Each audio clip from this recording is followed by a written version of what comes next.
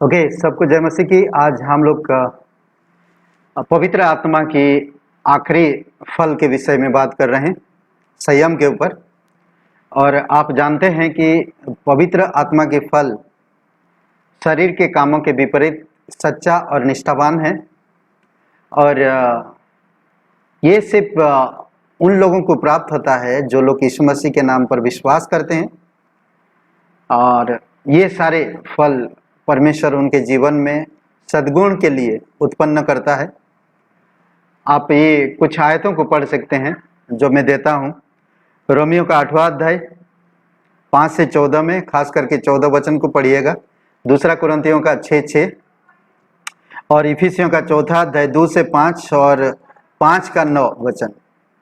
इफिसियों का 2 अध्याय 2 से 3 और 5 अध्याय का 9 वचन पढ़िएगा। कुलोसियों का 3 अध्याय 12 से 15 में और दूसरा पत्रस का 1 अध्याय 4 से 9 में आत्मा के फल में शामिल है ये सद्गुण। परमेश्वर के लोगों को हमेशा सद्गुणों में चलना चाहिए। और ये परमेश्वर के लोगों में जो परमेश्वर अपनी आत्मिक फलों को उत्पन्न करता है, ये इसके विपरीत कोई और व्यवस्था नहीं है। अगर आप इस प्रकार का गुण रखते हैं, इस प्रकार का जीवन रखते हैं, इस प्रकार का आचरण और सद्गुण में बढ़ते हैं, तो कोई भी व्यवस्था और नहीं है और ना कोई व्यवस्था को आप करने की जरूरत है। अद्भुत है। आज हम संयम के ऊपर बात करेंगे। संयम यूनानी शब्द है एंक्रेटैया, अर्थात मैं एक ही बार ही बोल रहा हूं और आपको हम स्क्रीन में आप देखेंगे हेडिंग में तो आप मिल जाएगा।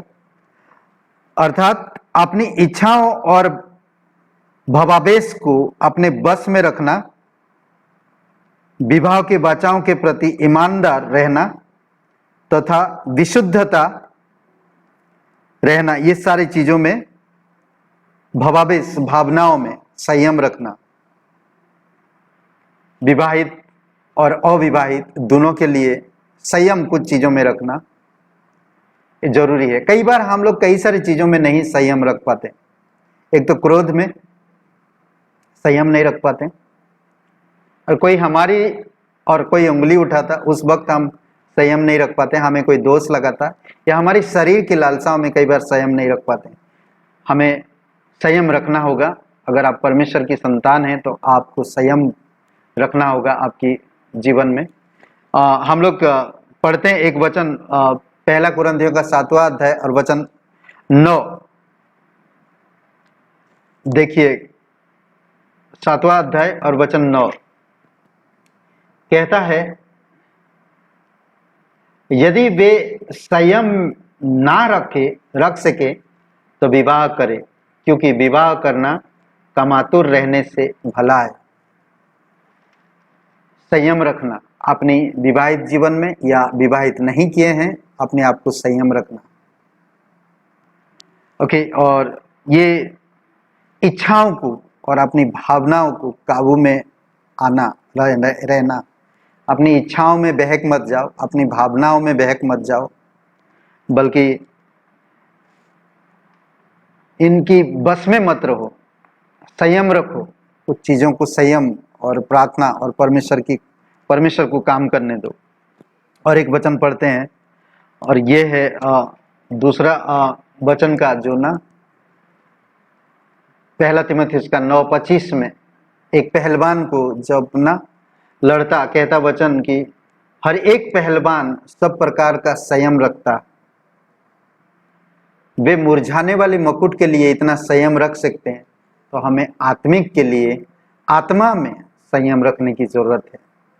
संयम आपको जीत हासिल कर सकता है, संयम आपको बचा सकता है उन खतरों से, संयम आपको उन दुश्मनों से बचा सकता है जो आप पर आरोप लगाते हैं, दोष लगाते हैं, बचा सकता है अगर जब आप इन सब चीज़ों में संयम रखते हैं। और दूसरा एक बात हम देखते हैं, तीतुस का किताब 1 का 8 और 2 का 5 वचन में। तीतुस का किताब खोलिए और तीतुस का किताब 1 का 8 वचन हम लोग पढ़ते हैं और उसमें हम देखते हैं,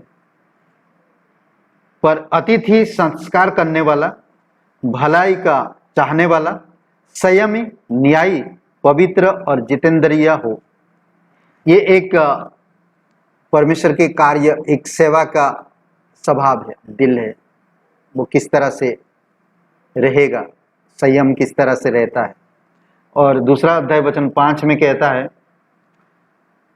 संयमी, पतिव्रता, घर का कारोबार करने वाली, भली और अपनी अपने पति के अधीन रहने वाली हो, ताकि परमेश्वर के वचन की निंदा ना होने पाए। हर एक महिलाओं की आचरण के लिए भी संयम रखने की जरूरत है, पतिव्रता होने की जरूरत है, घर की अच्छे प्रबंध करने वाले, बच्चों को सही तरह से रख सके। ये सारी चीज़ें संयम में आता है। और खूबसूरत बातें एक है, आत्मा के फल के विषय में पौलुस अंत में कहता है कि कब तक और कितनी बार इस जीवन शैली को अपनाना चाहिए।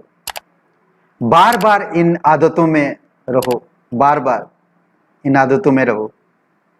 पवित्र आत्मा का फल बहुत अच्छा, प्रेम, प्रेम, आनंद, शांति, धीरज, कृपा, भलाई, विश्वास, नम्रता, संयम, अद्भुत है।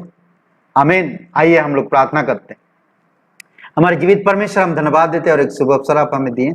दयालु और कृपालु परमेश्वर, सारा आदर, सारा महिमा हम तुझे देते। तेरी इच्छा अनुसार तू अगुवाई कर प्रत्येक भाई बहनों को, ये पवित्र आत्मा की फलों में लदा रहे, उनका जीवन, आचरण और उनका व्यवहार, इच्छाओं में प्रभु ये सारी चीजें दिखे पिता। धन्यवाद देते और ये तेरी संतानों में तू उत्पन्न करता है।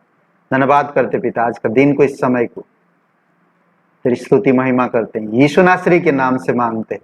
आमीन, आमीन। सबको जय मसीह की।